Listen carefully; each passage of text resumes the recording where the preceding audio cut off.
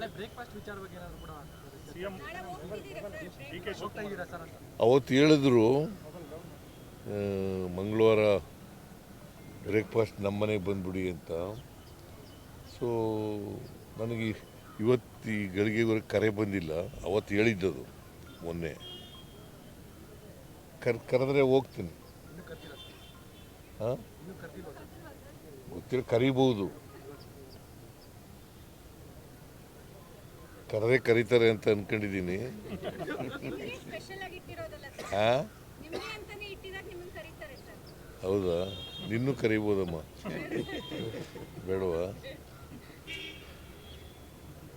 Sir ಆಮೇಲೆ ಡೆಲ್ಲಿನಲ್ಲಿ ಸರ್ವಪಕ್ಷ ಸಭೆ ಇದೆ, ತಾವೇನಾದರೂ ಹೋಗ್ತಿದ್ದೀರಿ? ಸರ್ವಪಕ್ಷ ಸಭೆ ಇಲ್ಲ, ನನಗೇನು ಕರೆದಿಲ್ಲ. ವೋಟ್ ಚೋರಿ ಬಗ್ಗೆ ಹಾಂ, ವೋಟ್ ಚೋರಿ ಬಗ್ಗೆ ನನಗೇನು ಕರೆದಿಲ್ಲ.